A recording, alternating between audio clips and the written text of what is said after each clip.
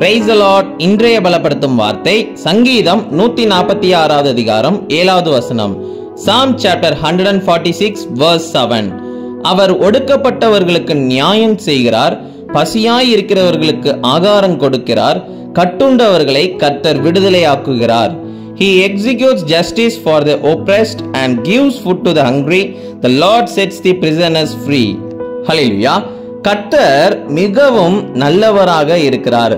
அவர் யாரெல்லாம் பசியாக இருக்கிறாங்களோ அவங்க எல்லாருக்கும் ஆகாரம் கொடுக்கிற தேவனாக இருக்கிறார். அவர் அநேக நாட்கள் நம்ம சோர்ந்து போய் இருப்போம், நம்ம பலனற்று போயிருப்போம், நமக்கு பலனை தந்திருக்கிறார். அப்படிதானே? சில நாட்கள்லாம் ஒவ்வொரு நாளையும் கடந்து செல்றதுக்கு கூட பலனற்று போய் இருந்திருப்போம். ஆனா ஆண்டவர் அந்த நாட்கள்ல நமக்கு பலன் தந்து நம்மளை நடத்துகிற தேவனாக இருக்கிறார். சில சமயம் வீட்டில் அவ்வளவு ஒரு வறுமையாக இருக்கும், தேவைகள் அநேகமாக இருக்கும், எல்லா தேவைகளையும் அவர் சந்தித்தார். அப்படிதானே? சில நாட்கள் சில பிரச்சனைகள் மத்தியில நம்ம கட்டப்பட்டு இருப்போம். அப்படிதானே? அந்த பிரச்சனையிலிருந்து விடுதலை பெற முடியாம ஏதோ ஒரு அடிமைத்தனத்துல இருப்போம். அதுல இருந்து எல்லாவற்றிலும் அவர் உங்களை விடுதலை ஆக்கி இருக்கிறார். அல்லேலூயா. அவர் ஒடுக்கப்பட்டவர்களுக்கு நியாயம் செய்கிறார். இந்த உலகத்துல அநேகர் இன்னைக்கு அநேக பிரச்சனைகள் மத்தியில நீங்க வாழ்ந்து கொண்டிருக்கிறீங்க.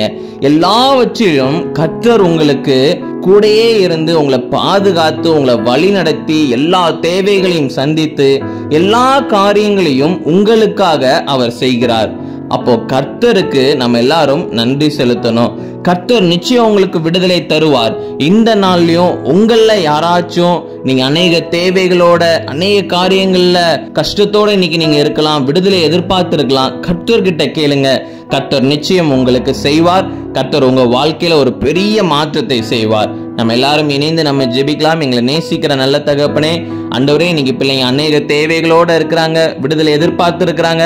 ஆண்டவரே இயேசுப்பா, நீங்க ஒடுக்கப்பட்டவர்களுக்கு நியாயம் செய்கிற தேவனாக இருக்கிறீங்க.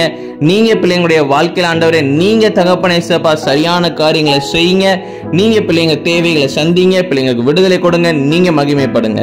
இயேசுவின் மூலம் ஜெபிக்கிறோம் எங்கள் ஜீவனுள்ள நல்ல பிதாவே. ஆமேன், ஆமேன், ஆமேன்.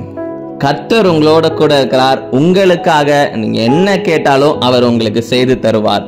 God bless you. Have a blessed day.